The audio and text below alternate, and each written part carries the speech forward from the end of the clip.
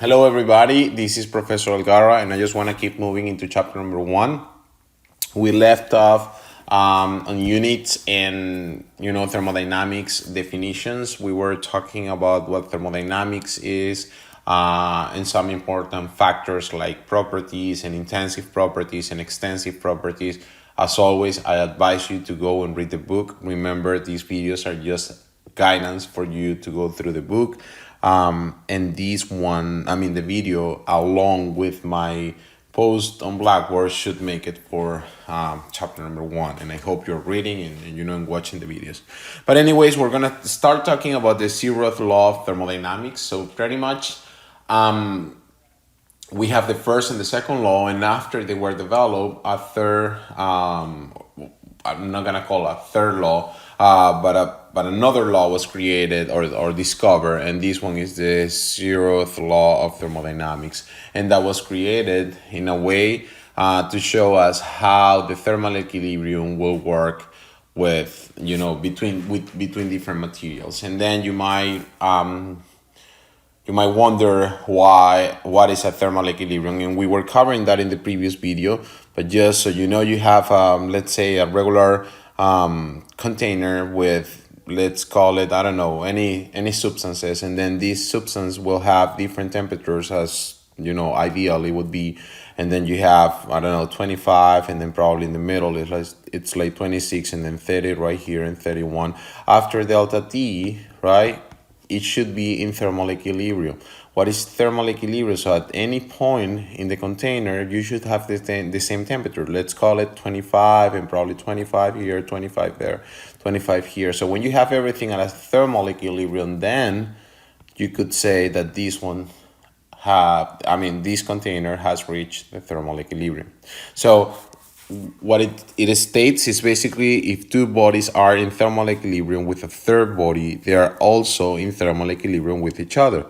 So by replacing the third body with a thermometer, the zeroth law can be restated as two bodies are in thermal equilibrium if both have the same temperature, the temperature reading, even if they're not in contact. Okay, so again, as I told you in the first video, thermodynamic terms will need you to read twice or 3 times. So let's take a look at this figure right here. So iron, this is an isolated material, and then we have the iron and the copper. Okay, the iron is in thermal equilibrium with the isolated material, and the copper is in thermal equilibrium with the isolated material. Therefore, after delta T, they should be in thermal equilibrium with one another. Okay, and you can see that in the picture right next to it. So after delta T, iron, copper, and the isolated material will be in thermal equilibrium with each other. And that's pretty much what it says. So at first, iron was in thermal equilibrium with the isolated material. The copper was in equilibrium with the isolated material, and then after a while, all 3 materials were in thermal equilibrium with one another. Temperature scales. So as we learned in the previous video, temperature scales are basically temperature is another property of the substance, but every property will have its own units, and we need to know exactly what units we have for the property itself, so we can study the property a little further. So all temperature scales are based on some easily states, such as the freezing and boiling points of water. That's pretty much how those scales were developed, and we're gonna have units as Celsius, Fahrenheit, that is usually readable. So the Celsius scale is the temperature in the SI unit, and the Fahrenheit scale is the temperature in the English system unit. Then we have some thermodynamic temperature scales, which are also used, or they're also applicable in the thermodynamic world, and they work for some calculations, and there are some particular formulas that only work with these thermodynamic temperature scales. So to treat each one of them, there's a way or a conversion table that can take us into any one of them with just a simple calculation. So these are the equations that I've included. All this is in the book, okay, by the way. So if you have Celsius and then you want to take Celsius into Kelvin, this is the equation that you want to use. And then if you have Fahrenheit and you want to get Rankine, then right here is the calculations, and so on and so forth. Okay, this is very important, and I will recommend you to get snapped of this for further exercises. And now we jump into something very, very important. And basically, I will devote the whole class to talk about pressure. So pressure is a normal force exerted by a fluid per unit area. Everybody have been working with that. If you took statics or physics, you know that pressure it's equals to force over area. Okay, and newtons per meter squared. So what is important about the pressure? That pressure is another property that will describe the substance, and you need to know how to deal with the pressure, how to deal with the units. And why is that important? Because you need to know all the units related to that. So take a snap of these two, because you might use it. You might be giving in pascales, and then you will have to play with this transformation in order to play around with all the data that you have. Okay. Thermodynamics is kind of a puzzle. Okay, you have to put your imagination, you have to put your ability to design your exercises or to solve any particular problem. But to do that, you need to manage your units. Next slide.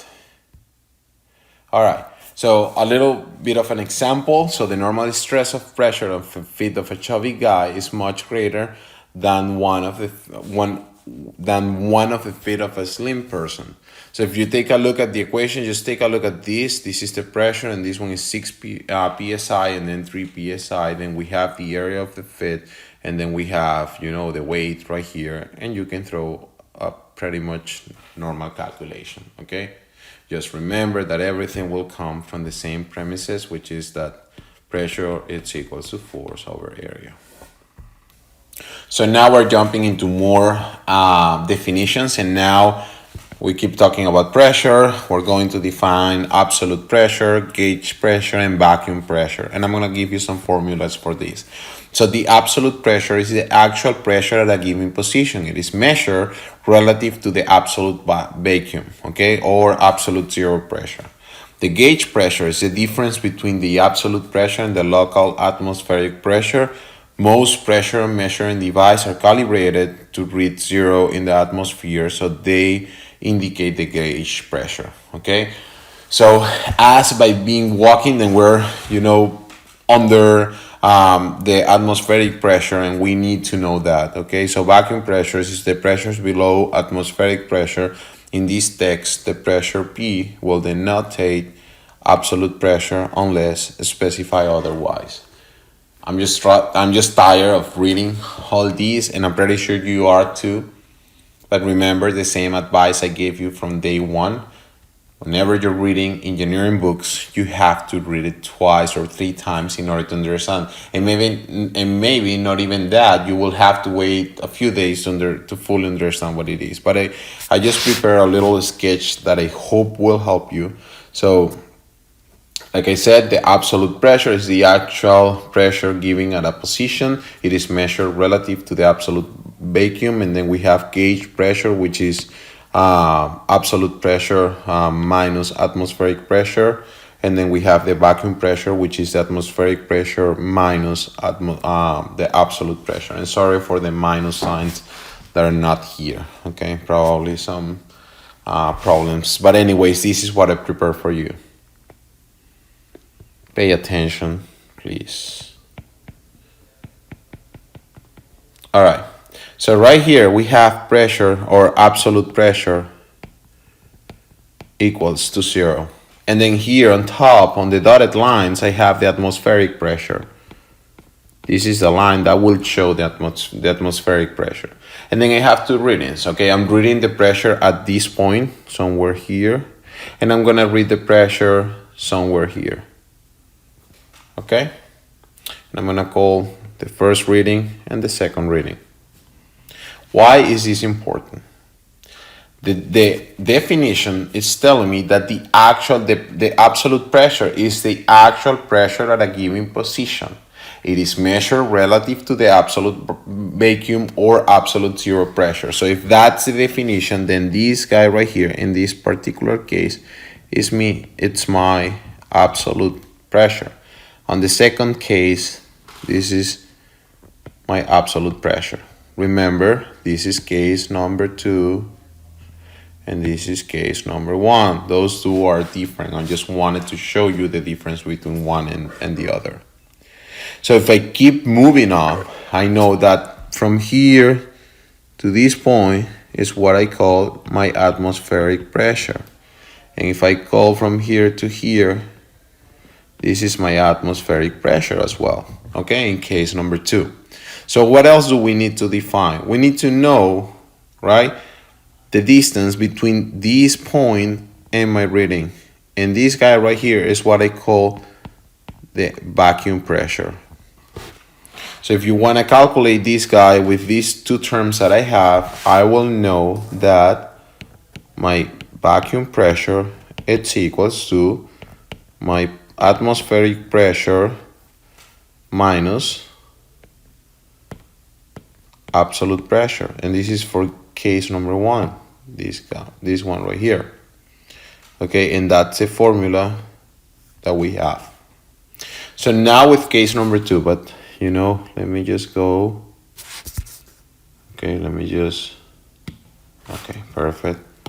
Now that I can get rid of case number 1, sorry, I'm just going to focus on case number 2. Okay, on case number 2, what do I have? So this is my reading number 2, and then I have my absolute pressure because it's measured from P equals 0, and then I have my atmospheric pressure because it goes to the atmospheric line. Then the difference between the atmospheric pressure and my reading is what I call pressure or my P gauge. How do I calculate P gauge? P gauge it's equals to absolute pressure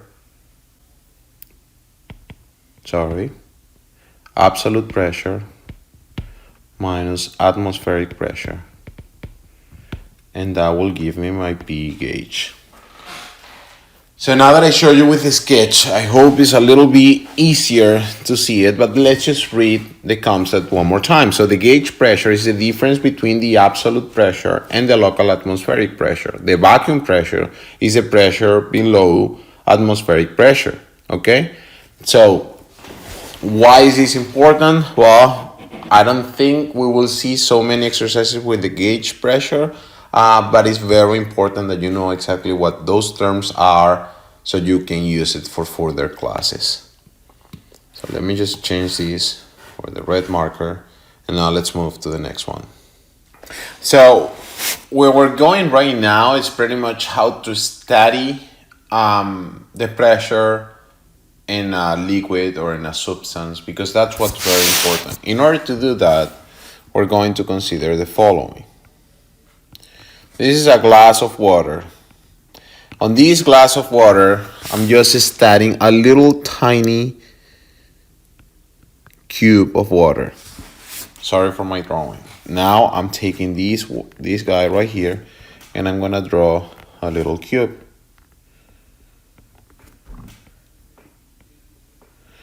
I hope that I've been as clear as possible. You're gonna need to read the book after this video, and I hope it'll make sense a little bit more. So let me just draw little details to this drawing. So we have called this guy, the height, as delta y, this guy right here delta z, and this guy right here is what I call delta x. Okay, adding a little bit more detail to it, we also have to know that the cube itself, just get rid of this, so the cube itself will have a weight, that we need to consider. And now, like just go back to this picture, you're gonna have some weight or pressure due to the liquid going up and down, and I'm gonna put it right here. And this pressure right here, I'm gonna call it P1, and then this guy, I'm gonna call it P2. Please memorize it, what I just made, okay? Because I'm about to solve an equation. What do we need for this equation? Well, regular formulas. We need to remember, one, that pressure is equals to force over area. And I'm going to try to solve this equation for, solve it for force, which is pressure area, okay? Good. Second, we need to remember that density, and that's from last class, density is equals to mass over volume. I'm going to solve this guy for mass, and this is equals to density times volume. And now, by looking at the little cube that I made, the volume of that cube will be equals to delta x, delta y, and delta z. Okay? Again, 1, 2, 3. Why is this important? Because the next step now will be a sum of forces in the y direction. Okay, assuming that this is positive, going up, and this is equals to 0 because this state is not moving, okay? So, what do I have in the y direction? I have P1, I have the weight, and I have P2, but remember that P1 and P2, it's in terms of pressure, and I need forces because it's a sum of forces. So therefore, I'm gonna take P1 and P2 and use the formula on, right here, number 1. So if that's the case, and I do my sum of forces, I will get that P1, area 1, minus P2, area 2, minus weight, it's equals 0. And you might think that this is apples and oranges, and it's not, the equation is not how it's supposed to be, because this is not force. I have to leave this in terms of the force, okay?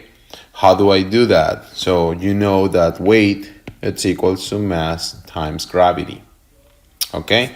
So solving this equation a little more, P1A1 minus P2A2 minus mass gravity, it's equals to 0, and now everything is in terms of forces. All right, so how do I, like I told you from the beginning, thermodynamics is about playing with the equations, knowing the equations, and knowing a little bit how to play with them, So if that's the case, I'm gonna call P1 in area 1. What is the area in which P1 is acting? Take a look at the little drawing, this square right here. Okay, what is the area of that little square? Delta y, delta z. Okay, now P2, what is the little square on P2? The one on top. Take a look at the drawing again. P2 will have the same thing, delta y and delta z. Okay, and now I'm just gonna leave it as a mass and so mass and gravity. What is mass equals to? So everybody just jump into the 3 equations I gave you right here. Mass is equals to density times volume. So it'll be density. What is the volume of that little cube? Delta x, delta y, and delta z. And this whole thing is multiplied by gravity, and that's equals 0. Okay, so this equation right here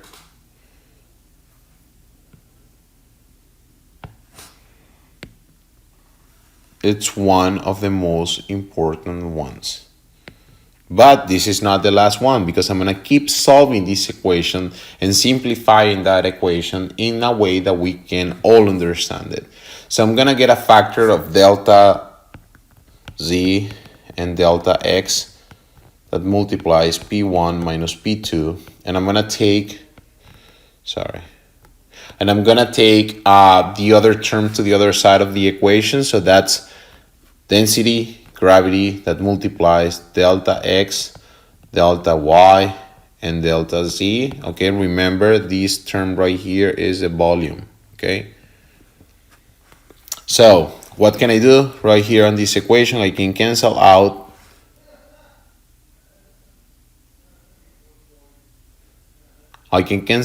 delta z and delta x.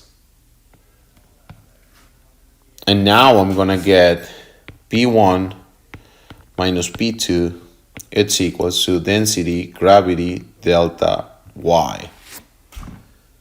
And I want to stop you right there. No, actually I'm gonna simplify the equation a little more.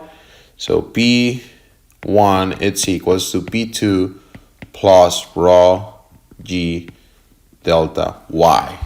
Nice, right? So we just simplified the equation to something that we can, play a little bit more with. But let me just remind you of something. And now I'm gonna take the little cube one more time in a little bigger scale. Okay. Perfect. But now I'm just going to put the important things. So 0.2 on the top face and then 0.1 on the bottom face. And this right here, this point is the point of pressure of P1 and this guy is the point of pressure of P2. And now I'm gonna call this guy, as I did it at the beginning, my delta Y. All right, true, perfect. So why is this important? Because now I'm gonna substitute P2 and I'm gonna call it as the pressure that is above. And P1, the pressure that is below. And this little guy, delta Y, I'm gonna call it H because it's the height of the little cube. So rewriting this equation, number one, I'm gonna rewrite it as follows. Pressure below, that's equals to pressure above plus rho GH. And this equation, my friends, right here, it's the one of the most important ones for the chapter, because from now moving on, you're gonna have to calculate using that little equation. How so? Next slide. So let's just pretend that we have a little container with, let's call it a substance. And you need to know you have 2 points. Okay? You have point 1, and let me call it point 1, or let's call it point A and point B. Okay? And then between point A and B, we have a linear height that we don't know. And this guy, it's open to the atmosphere. And you need to find the pressure below, like the pressure right here. What is the pressure at that point? I don't know, but I do know the pressure on top, because that pressure on top is the pressure above, which is equals to the atmospheric pressure. So if I use the equation that we just learned, we know that the pressure below, it's equals to the atmospheric pressure plus rho GH. And let's assume you know the substance right here. If you know the substance, you will know the density, or probably a little bit giving. You know gravity, and height probably is also giving. What about the atmospheric pressure? How much is the atmospheric pressure? How much? 100 kPa, 101, 103. I want you to Google that and find that out. Let me know if you did it, okay? Because you're gonna need it. How much is the atmospheric pressure? But the equation at the end of the day is what we need. If we need to find the pressure below, then now we just develop together an equation that can take us into the right result. Okay, and it's the one that I just gave you, this equation. All right, next slide. So that's what they call in the book variation, or probably I pronounced it wrong, sorry, of pressure with depth. Okay, how is the pressure varying, with that? So the pressure in a tank will vary, vertically as you go deeper and deeper. How so? Well, I'm very sad that we're not in a classroom, But let's say you are at this point, you're carrying all this weight. But then if you go deeper, let's say to this point, now you're carrying more weight of water. Now if you go here, you're carrying pretty much the whole weight of the container. My bad. You're carrying the whole weight of the container, okay? So that's why the pressure will change and vary with the height. And that's what I show you in the previous calculations, how to get to that point. Okay, so what we just solved is this slide, and it was developed in the previous ones. All these numbers that I threw on the whiteboard is just because the explanation that the book is giving you about that is probably not self-explanatory as it should be. All right, so if you have more questions and you want to develop these a little deeper, just contact me.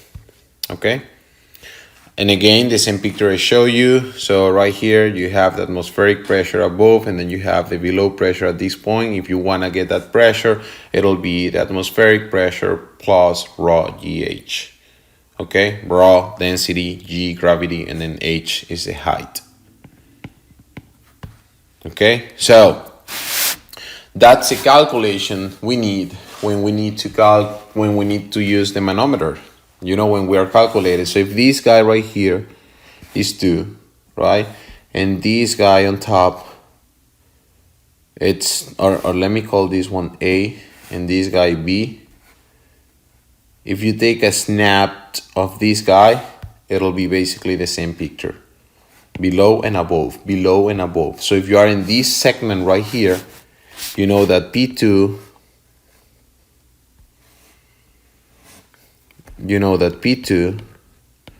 it's equals to P atmospheric plus raw GH. And this is what it is right here. So what happened now if I'm moving from 1 to here? Well, which one is the above pressure and which one is the below pressure? That's it. This is the same formula that you can apply to all these exercises at once, just like this. Okay?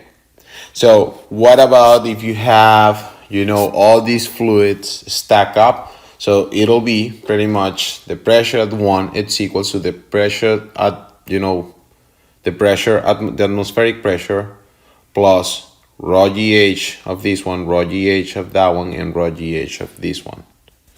Okay, so let's do it. Pressure 1 is equals to the atmospheric pressure plus raw 3 GH3 plus raw 2 GH2 plus raw 1 GH1. Perfect. And that's the equation. And I just want that everybody understand this. And I'm pretty sure after you go through my notes that I posted on Blackboard and the videos that I added and this explanatory video, you should be able, right, with no problem, to answer the following slide. And if you're watching this video, I want you to go and ask me about this one. That's the only way I will know that you're actually reading. How do I find the pressure at 2 from 1 or from 1 to 2? Develop the equation and then show that equation to me or let me know that you did it so I can give you points for that, okay? So if you didn't watch the video, then I would assume that you didn't get that far. You didn't get this far, all right? So the results we obtain from engineering analysis, they have to be checked, to be reasonable and to be accurate so we can find something, At the end of the day, it's not a matter of equation. It's a matter of, what does the equation mean? What is this result telling me? What is the result heading me to? And that's what you need to develop, or that's what we're developing in Thermodynamics 1. So, and with that, I'm ending chapter number 1. This is just the first one. It's considered one of the easiest. I'm not so sure because you're just getting introduced to a bunch of things that you didn't know before. And I really hope you enjoy the chapter because that's the most important thing. And I'm here so you can learn. And again, I just want you to go through Blackboard and find all the important information I've uploaded, because this video is only informative and is helping you to understand the book a little better. You need to read the book on your own, and you need to keep moving forward. So we jump into chapter number 1. All right, that was it for this video. Thank you very much, and I'll see you in the next one.